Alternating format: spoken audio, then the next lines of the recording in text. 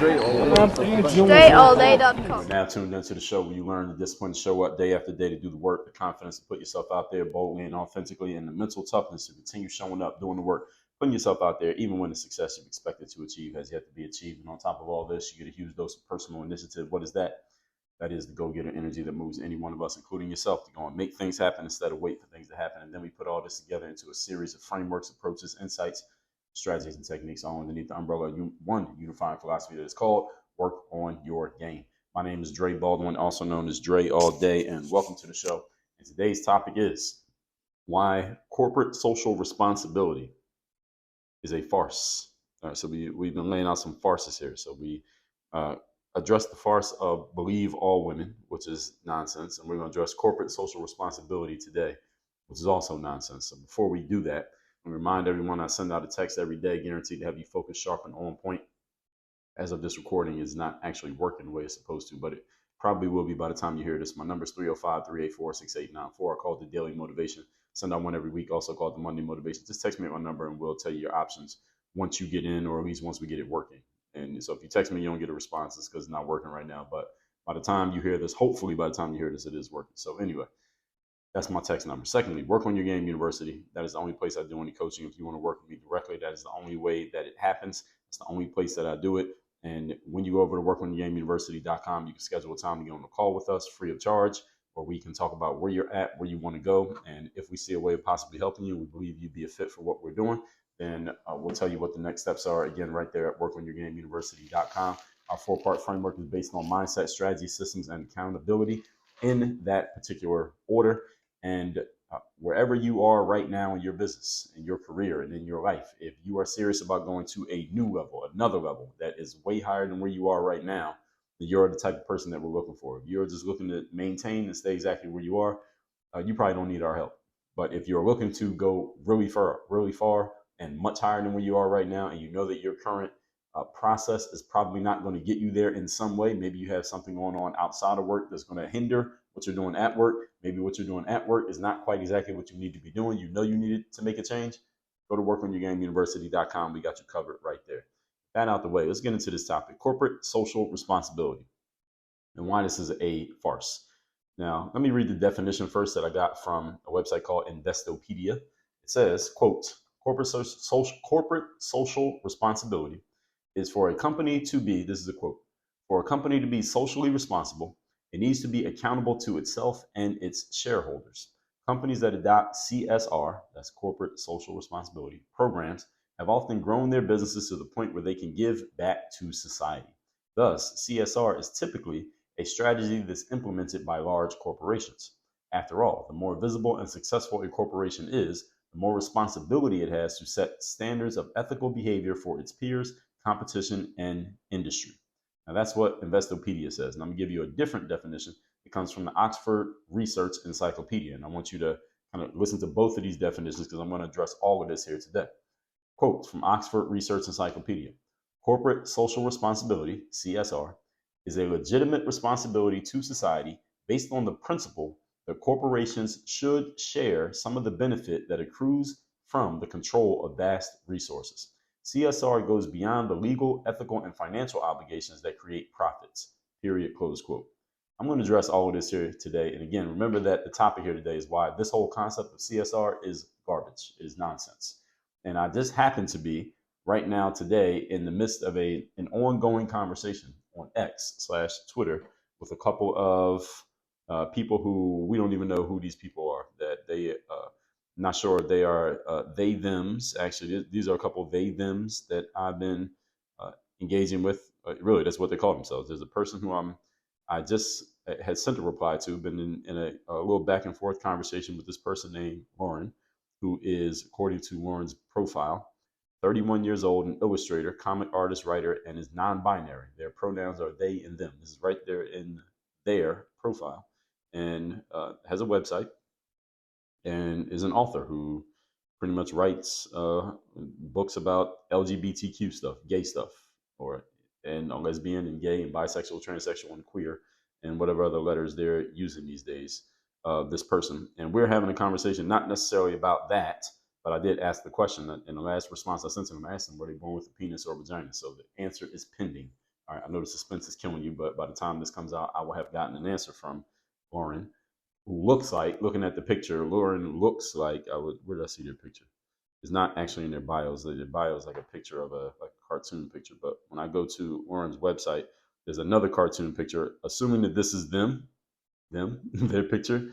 Looks like Lauren is a man who decided to become a woman but didn't go all the way, so they kind of got lost in the middle. Thus the they them part. I'm kind of being tongue in cheek with that, but that's what it looks like. If this is their actual picture, who the hell knows? But the whole point is, Lauren and I and some other people in the LGBTQ community. I don't know how I ended up in this matrix of talking to these people, and we're not even talking about that. What we're talking about is work. And what I said to this person was, we were having this conversation about economics and ethics, and they're saying that if a person has a certain job and the job is not providing enough money as far as pay for that person to pay for their entire lifestyle based on where the job is located, et cetera. And that means the job should be abolished and the job is bad, and that the company is bad because they're exploiting people by doing this. This is their words that they have said. And jobs are the people who control access to jobs. They only reason that they are who they are, entrepreneurs, is because they have access to resources. They're not creating anything. It's the workers who do everything. This is the mindset that this person has expressed through their verbiage. And we've been having this ongoing, back and forth conversation. So it kind of fits perfectly with this topic of corporate social responsibility, even though this conversation I'm having on X just happened. This has just been happening over the last like 24 hours from the date that I'm recording this. Although this topic of CSR that I'm going to address here today, I already had this fleshed out and was thinking about this weeks ago. So the universe is just working in serendipitous ways here.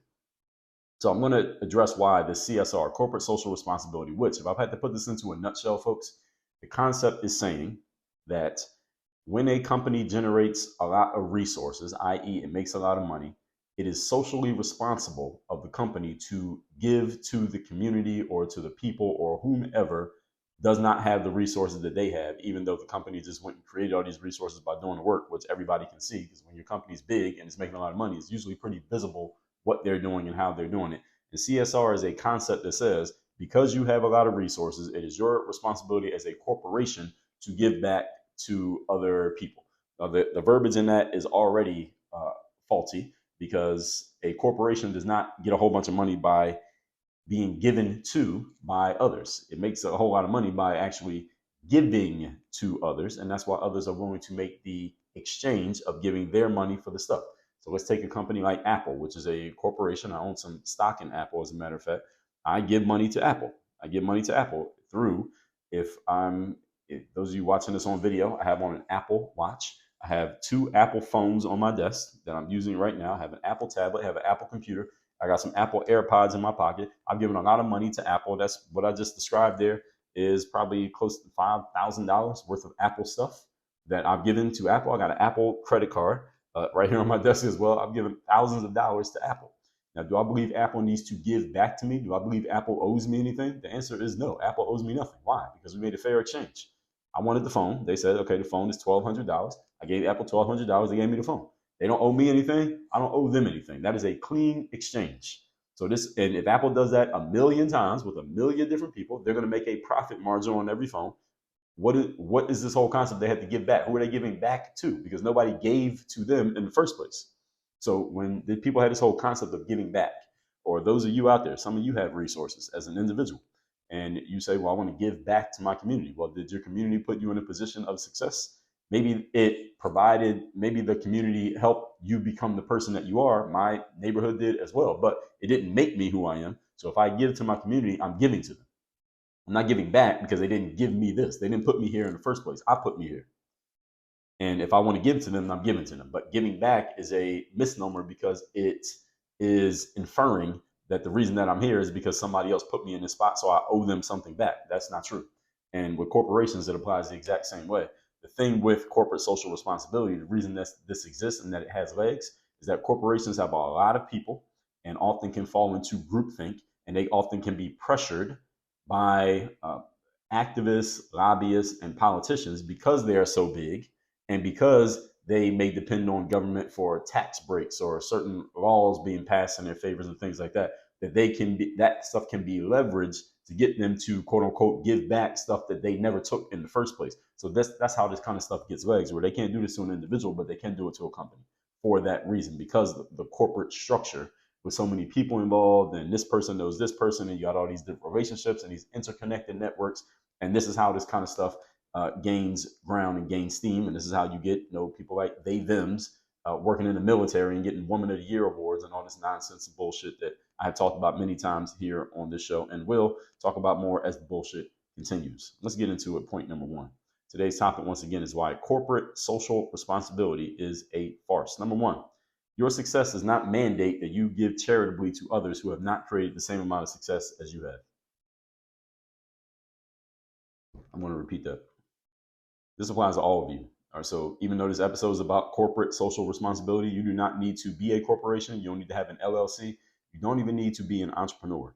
All right, what I'm talking about here today is really about success. And the fact that because you have success and others have less success than you does not mean you owe them anything. That's the point here today. Let me tell you again the first point. Your success does not mandate that you give charitably to others who have not created the same success as you have. All of us need to be careful of this whole concept of giving back, which I just talked about in the intro.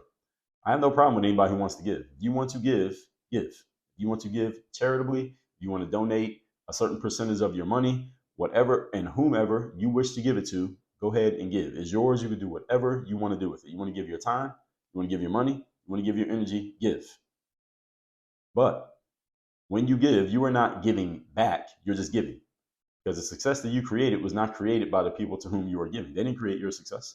You're just giving it. You're not paying them back. You don't owe them anything. All right? You're not in the red with these people.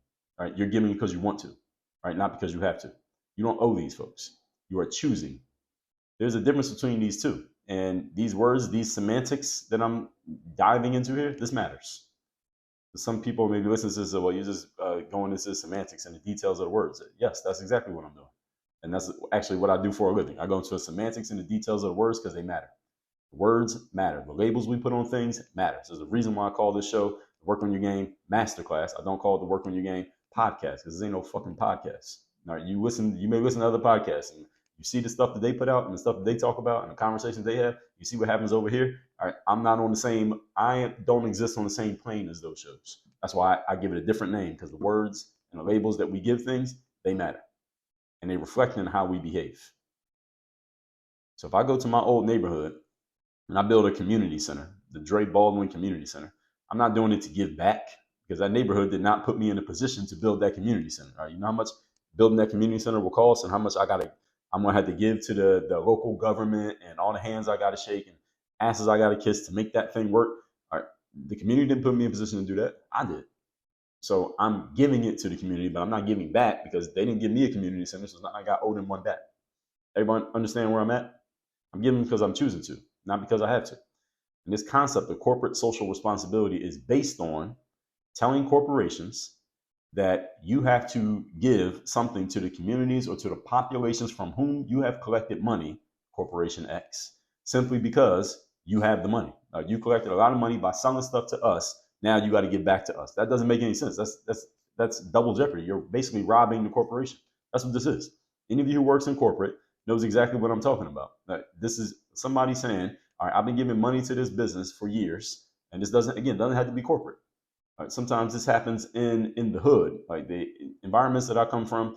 You hear black people saying stuff like this all the time. Right? There's these Koreans who have a corner store in our hood, and they've been having that corner store for the last 20 years. They made thousands and thousands of dollars off that corner store. They sent their kids to college based off that corner store. And the only people they sell to is us black folks. And here they are doing good. And they got cars and houses and they got money and they sent their kids to college. Here we are still in the hood. They got to get back to the neighborhood because they've been taken from us all these years. That is bullshit. How'd they get your money? Because they sold you something that you wanted and you were willing to exchange your $5 for that cheesesteak. And that's how they got their money, by doing the fucking work. Same way you make your money if you're making it. Again, this ain't about corporate. It can apply to corporate, but this applies to everybody. And this whole concept is based on, you've created a lot of resources by doing work in front of me, and I watched you do the work, And now look at all the resources you got. Well, you got to give me some because you got all these resources. Like, motherfucker, you just watched me do all the work to create this situation that I got. Why didn't you do what I was doing?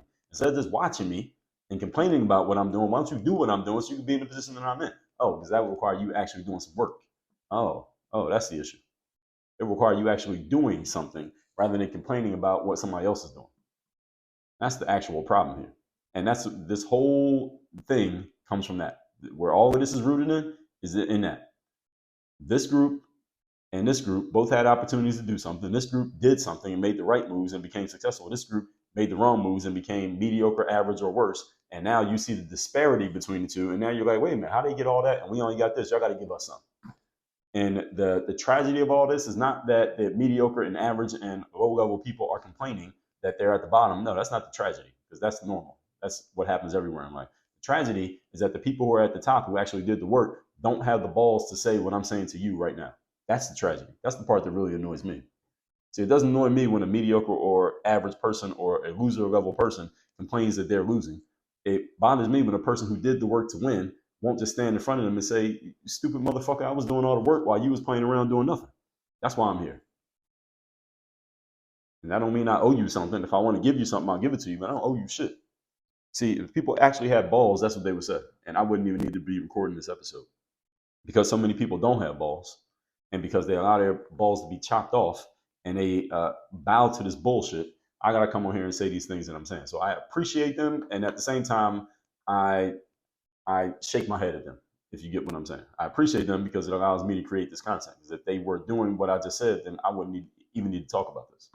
But because they don't have any balls, then again, that provides an opportunity for me. But if they did have balls, it might make society a little bit better, and I would just have to come up with some other material. I think I could figure something out. And I think my track record says I'd figure that out. So let's be clear. The only way a company, whether corporate or not, accrues money, only way a company makes money, any company, and this could be you personally, you're a solopreneur, you have a job. Only way you put money in your bank account is what? By giving value to someone who is willing to give you money for it. Isn't that how it works? You got a job right now.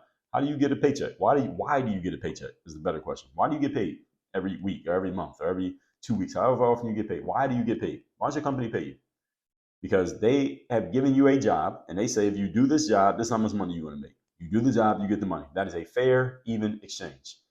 Can a company come back to you 10 years from now and say, hey, Mr. Mike, you've been working here for 10 years, and according to our records, we have paid you $100,000 a year for the last 10 years, which means you have made exactly $1 million from us, and right now the company is about to go out of business. We are completely broke and insolvent. We're going to be out of business in a month.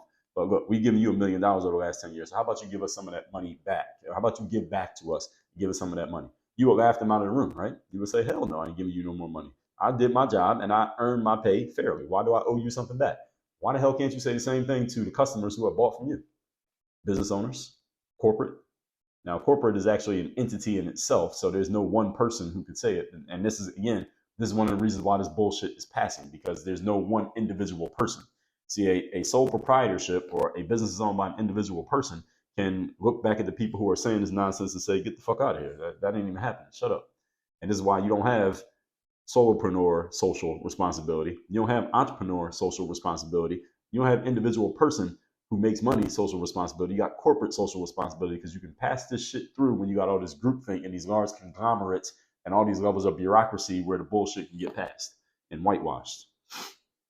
This doesn't happen with small companies where there's a head person who will stand up and say, like, that makes no sense. Somebody like myself. Only reason any of us makes money is because you are giving value to the customers and clients who are willing to exchange their money for the products and services that you offer. And again, you can do this as an employee. Your company is your client. You're the person who's doing the work, and they're the client. They're willing to pay you for the service that you bring, which is coming to work and doing whatever the job happens to be. Right? It's not like the organization is simply taking money out of people's pockets against their will. You ain't doing it at your job, right? Any of you who's an entrepreneur, right? Have you sold anything this year? Okay. Do you just take money out of people's pockets, or do they give it to you? Are they giving it to you? Because they want to. Because you're giving them something that they want. So if I sell you $1 million worth of goods and services over the next 50 years, do I owe you something because you've given me $1 million? What I owe you is whatever it is that I told you I'd give you in exchange for your money. If I don't give it to you, now we got a situation. But if I gave you exactly what I told you I was going to give you, and I told you the price, you agreed to it, you gave me the money, then we're good. That's a clean transaction. Nobody owes anybody anything. That is a fair, even, agreed upon exchange. Just because I have $1 million does not mean I owe you anything back aside from what we agreed to and what I gave you in exchange for your money. Now, if I took your money and didn't give you what I promised, I did something dishonest, again, that's a different conversation. But if I had a business in the neighborhood for 20 years and now I'm a millionaire from running my business, I don't owe the neighborhood something just because I got the money. I gave the neighborhood a lot already. All right, how the hell do I keep selling products off my shelves? By giving it to you, and you've been giving me money. All right, we've been doing a fair deal the whole time. Now all of a sudden you're looking at the big picture. You're like, damn, they all the way up there. I'm still down here. How the hell did that happen? You should ask yourself that. What did you not do that I was doing? What did you do that I wasn't doing? Just because an entity has created a great situation for itself through business transactions, fair business transactions, does not mean it owes anything to anyone as a result of their own success. CSR is based on the opposite of what I just said. That just because you have it, you owe me. Actually, a lot of stuff is based on that. As a matter of fact, this is another one of these. This is a woke idea. I'm not even going to call it a policy. It's a woke theory. And wokeness is based on, by the way, because sometimes people, this is one of the new talking points when someone brings up the word woke, is people don't even know what woke means. Woke is defined as being acutely aware of disparities in outcomes, specifically when it comes to race. That's what woke is about. And this is where this comes from. Corporate social responsibility isn't necessarily about race, but you will notice often the type of people who are talking about this and who they're targeting when they talk about it, even if they don't say it out loud. But if you are able to kind of extract it out of them, usually it ends up somewhere along racial lines or some type of now we got gender. They're trying to conflate themselves, the LGBTQ trying to put themselves in the same group as black people. I completely reject that unless you happen to be black. But some white picket fence white person who's LGBTQ trying to put themselves in the same group as black people as if we're all in the same boat. No, reject it. Get the hell out of here. No. Point number 2. Today's topic, once again, is why corporate social responsibility, i.e. CSR, is a complete farce. Number 2, this is a social justice / woke term that is based on someone having more being indebted to someone who has less, as I've made clear. I am fundamentally against this concept on the surface, fundamentally against it. Again, if you have resources and you choose to give of your resources, that is completely fine in your business. As long as you're doing it on your own volition, give to your heart's content. You give it to me if you want to. But never allow anyone to make you feel as if you owe it to others who have less just because they have less. You don't owe it to somebody else because they have less than you. How'd they get there? That's a question you should ask. That's a question that you should ask. How'd they get there? Doesn't mean that their answer is going to disqualify them from receiving what you want to give. If you want to give to them, give to them, no matter what their answer is. The answer is I've been a fuck up for the last 30 years and I've been a drunk and a drug addict. That's how I got here. You can still decide to give to them if you want to. You have that choice if you want to. But I want to know, how'd you get there? How'd you get there and I got here? And they should want to know how you got where you at. I think that's fair too. They should want to know how you got to where you are. I mean, because isn't the whole point of teaching a man to fish, not just giving a man to fish? Now, this is a bigger conversation. I understand that we're not going to go completely into here today, but this is just things that I'm thinking when I hear people talk about this stuff. Just because someone has less than you does not mean you owe them something.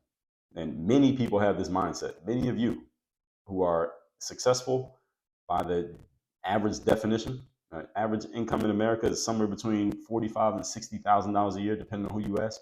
Many of you are way above that. Many of you making twice as much as that. Do you owe it to somebody else who's making an average amount just because? How'd you get to where you're at? How'd they get to where they're at? How'd that happen? While there is a disparity, excuse me, in resources between you and others, there's also a disparity in other things. See, people only talk about the surface points. This is something that I mention often when I'm holding these woke race hustlers and social justice hustlers to task, is that they only bring up the disparities that serve their points and fit the narratives they're trying to push, but they leave information out. Like, You know what other disparities there are? Look, there are disparities between me and people who grew up in the same neighborhood as me, same block as me. The people in my family, there are disparities between me and them. And some of you have these exact situations. And yes, there's this disparity in the resources you have, or I have, and the resources that they have, right? Guess what other disparities there are that nobody ever brings up, and that you might feel a little bit sheepish to bring up, or somebody may call you an asshole if you point them out. But let's call a truth the truth. That's the reason why this show exists. Here's some other disparities that you should keep in mind next time someone tries to use that bullshit against you. What about the disparity in discipline? Is there a disparity there? Is there a discipline gap? Yeah, there's a wealth gap. There's an income gap. Is there a discipline gap between you and the average people who you used to know 10 years ago, 20 years ago, who you grew up with? Is there a discipline disparity? Yeah, some of you are laughing because you know there is. Is there effort disparity? Is there an implementation disparity? I.e., you had access to information, they had access to information. You implemented it, they didn't, and here you are, and there they are. Is there a difference? Is there an application disparity, meaning applying what you were told?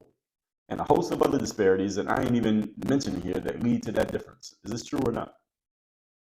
See, when people talk about these gaps, they only talk about the gaps that make it seem like there's some type of unfairness, but they leave out the other gaps that created the unfairness.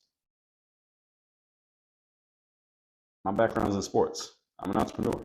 Now, I knew a whole lot of athletes growing up, right? And there's a gap between where I ended up and where they ended up in sports. But there are many gaps that gap was created by me. But on the surface, it seems like, well, you got all that, they got this. That's an unfairness. So you let even Kendi tell it. If we were different races, then you'd call it racism. If I was white, they would call that racism, right?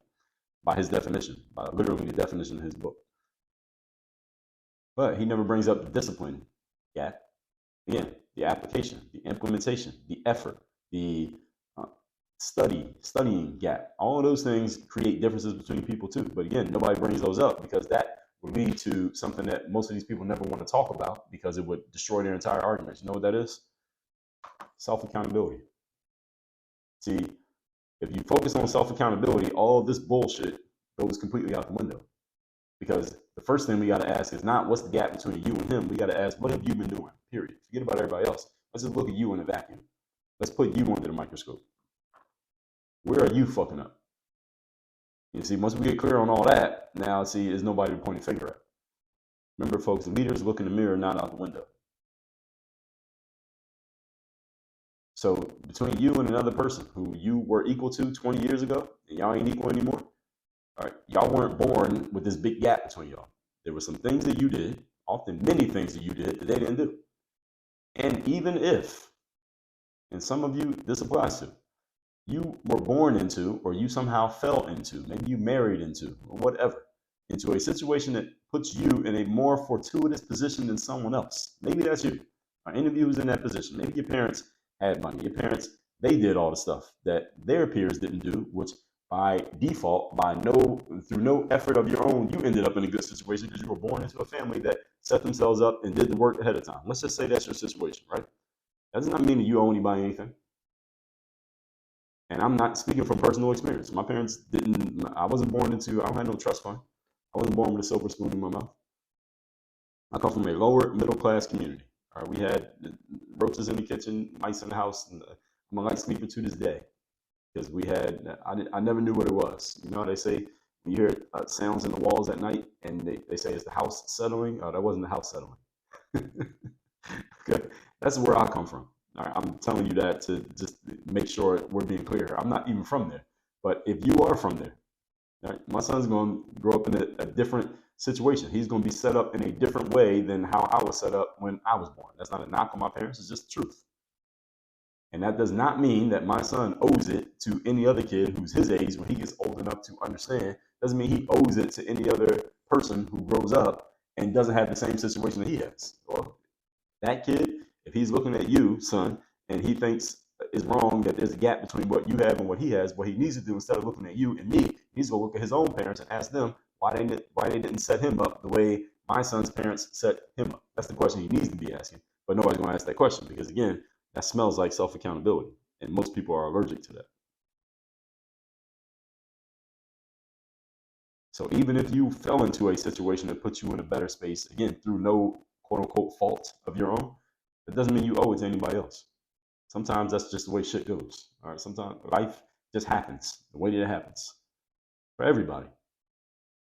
There are people who are born into situations worse than the situation I just described on my own who have achieved more success than maybe even me. Is this true? Of course it's true. There are people who didn't know their parents who still created success. There are people who didn't have a place to live, lived in shelters, didn't have, dropped out of school. All right, I graduated high school, went to college, had both parents at home, always had food, clothing, shelter. The heat worked, had a meal every night. There are people who didn't have that stuff who had went further than I've gone. Should I look at them and say they owe me something? Of course not. I would never even consider that thought.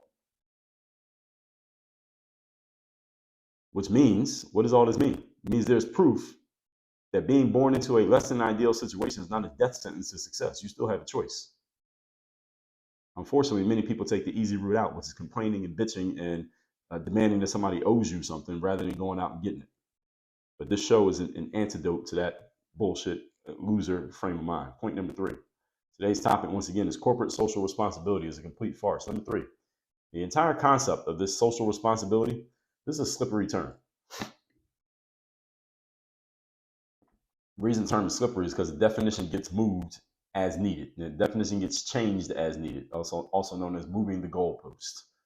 It means people just move the definition around based on whatever serves them in the moment.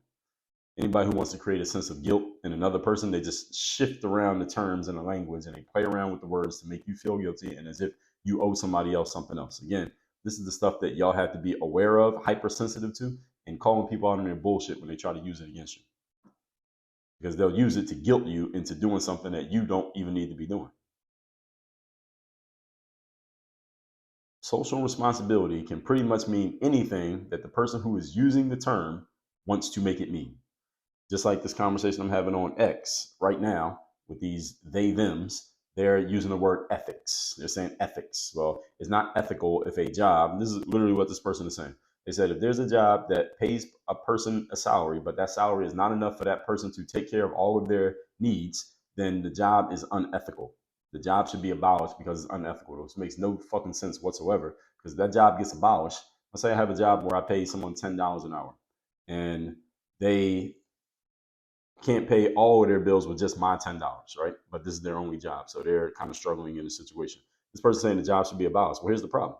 If that job gets abolished, a couple bad things happen. Number one, I don't have any staff because I'm not allowed to pay anybody $10 an hour. So I can never fulfill that role. Number two, and the reason I don't fulfill the role because you say, well, Dre, you could just pay people more money. You can pay them $25 or $40 an hour. But the problem is the job's not worth $25 an hour. And if I pay someone $25 an hour who's only worth 10, then I'm losing money in my business, and eventually I'm going to go out of business because I'm paying people more than they're worth. So it doesn't make any sense. Economically, that makes no sense. That's death to my business to pay $25 for a job that's only worth 10. That doesn't make sense. It's like if you're buying a house and the house is worth $100,000, but you pay $250,000 because the person who's selling the house needs the money. Would you do that? Of course you wouldn't do it. So why would you demand a business owner do it? Secondly, the problem is that person who is worth $10 in the marketplace, if the job is abolished and the only job they're allowed to get because the minimum wage has been raised to 50, that they have to be paid $50 an hour. Problem is nobody's going to hire that $10 person because why would I pay $50 an hour to a person who's only worth 10? It means I'm losing $40 every hour that they work. How many hours can I afford to do that? See, so what happens when the minimum wage gets raised is not that everybody who's at minimum wage all of a sudden has more money. That doesn't happen, folks. Any of you who's been thinking that, wake up out of that dream. This ain't Sesame Street. What happens is a bunch of people who are not worth the higher rate, they have no job. Now they're unemployed because smart entrepreneurs, people like myself, say, oh, this person's only worth $10. I'm not paying them 20. So you know what? They won't have a job. They're in the unemployment line where they're making less than 10. So raising the minimum wage actually puts a whole bunch more people into unemployment simply because smart business people are going to say, okay, I used to have 3 employees. Now the minimum wage got raised. Now I'm going to go down to 1 employee. And that 1 employee who's actually worth the higher rate, I'm going to make them do everything. So the one person has to work harder to keep their job. And now the other 2 people who were working there are now unemployed, making nothing. That's what actually happens when the minimum wage gets raised. So all of you been listening to your favorite politicians or social media influencers who, again, they know this, but they don't want to tell you because if they told you, then they wouldn't be an influencer because all their bullshit would go out the window. This is what really happens. And this is what they won't teach you in most schools. There are some economics professors who will tell you this, but not all of them. So this is why you got to do your own. You got to get your own education out here, folks. And this is again another reason why I exist in the marketplace. So I don't even like this term social responsibility on the surface because it's too slippery. It's not a clear term, and again, people can just move the goalpost with this and make it mean whatever they want it to mean. I told you about this in an episode on disagreements just a few days ago. You need to make clear your context and then build a fence around that context so people can't keep moving the goalposts on you and change the subject based on what helps them be right in the moment. The easiest way to make clear a context and build a fence around it is use the fucking dictionary. All right, this is the reason why I did that episode. The reason why I did this episode, let me tell you what episode that was. That was episode number 2385. Why the dictionary matters. Why the dictionary matters because it gives a clear definition of words. So the context is right there for you in the definition. And it builds a fence around the word because you can't make a definition mean something that doesn't mean. So to build a fence around a word and give it context, folks, doesn't mean you have to go do anything extra. It just means use a word as it's defined in the damn dictionary. It does all that for you. It's all built in for you. All right, there's a whole book. All right, it's called the dictionary. You can find it in your local library. You can find it. You can get a copy of it on Amazon. All right, you can even find it on Google. Dictionary. This is one of the reasons why often on this show, I just did it here today. I define words and terms before I start talking about them so everyone knows where I'm coming from. So there's no confusion and nobody is going to move the goalposts on me. And a lot of these folks, these woke folks, these social justice folks, these people throwing around words like ethics and social responsibility, these slippery terms that can mean pretty much anything based on where they want to take the conversation, you'll notice that they often don't give a context or they will change the context as necessary so that they can just be really, really slippery. These are not reptilian like individuals when it comes to conversation. That's what they do.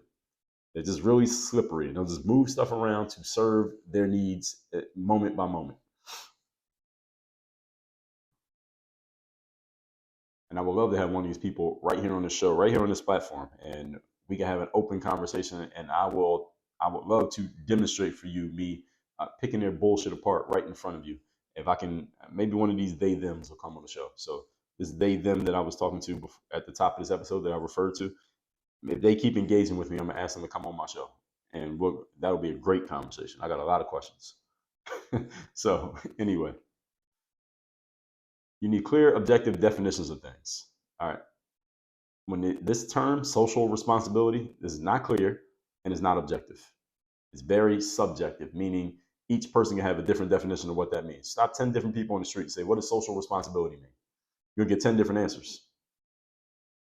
That means it's subjective. I mean, each person gets to choose what it means. I don't like using words where everybody gets to choose what it means to them. I am not in the business of redefining things. There's a lot of people, that's another thing people are doing these days. Some people who I like and respect have some things where they've redefined terms in order to fit whatever it is that they wanted to put out there. It's not always done in a malicious way, but there are some people who have also done it in ways that if you take away that redefinition, they don't even exist. Ibram Kendi, in his book on how to be an anti-racist, his thesis is creating a brand new definition for the word racist that he just made up. He just made it up. He said, all right, his whole career is based on this redefined term of racism. When you look at the definition of racism and how he uses racism, they mean two completely different things. But with the acceptance of that redefinition, his whole career is built. Take that away, he's nobody. Look it up for yourself. Read the book. I suggest you read it. I read it twice just to make sure I saw what I thought I saw. In his book, did a 4-part series on it, by the way. Any of you who haven't heard that, in anti-racism series episodes, that was starting at episode number 1788. I did a 4-part series on it because there was so much to say. I had to break it down. I had to break it up, rather. So this is another reason why I don't agree with these. Again, anything that is subjective, I don't like using these terms in conversation, especially things when people disagree. And I believe it is designed that way to make it easy for these salamanderous-like people to slip around you and not be held accountable. With that said, let's recap today's class, which is why corporate social responsibility, CSR, is a complete farce. Number one, your success does not mandate that you give charitably to others who have not created the same amount of success. You don't owe someone success just because you have created success. This whole concept of giving back is a misnomer. You are not giving back once you become successful because people you're giving to did not make you successful in the first place. They may have contributed in some ways, but the success was created by you, not by them. So you're not giving back, you're just giving. And there's nothing wrong with that. Point number two, this is a social justice slash woke term that is based on someone having more being indebted to people who have less. You are not indebted to someone just because you have more than them, regardless of how you got it. You are not indebted to another person. And again, people who have less, and this is the majority of people because most people are average by definition, and most people are even lower than average. In general, there are only a few people, relatively speaking, at the top of success. So most people are below. So any of you who's at that level, or you will ascend to that level, you have to be very careful of people using the guilt of your success against you and saying that you owe it to other people just because you're successful. No, you don't owe anybody anything. All right. Were they doing the work with you when you were making yourself successful? No, you know they weren't, because if they were, they would be successful with you. The reason that they're not is because you were doing things that they didn't do. All right, there's a wealth gap, but there are also a bunch of other gaps that lead to wealth that nobody ever talks about. Point number three, the entire concept of social responsibility is a slippery term whose definition can be changed as needed, and that's why I'm not a fan of it. I don't like these subjective terms where people can just move the goalposts and change the definition to fit whatever point they're trying to make in a moment. Again, these salamandrous, slippery people, this is what they do. You'll notice that they do this all the time. They move the definition, move the goalposts, rather, change definitions of words in order to make themselves right. We focus over here on accuracy. Reason, and one way we're able to focus on accuracy is that we give context and we clearly define and build fences around the things that we're talking about. Simple way to do this, folks, is a book that's been out for a long time. It's called The Dictionary. Use it. All that said, text me. See you in my text community. My number is 305-384-6894. Work on Your Game University. Only place to work with me directly. That link is down below in the description. Work on your game. Dre, all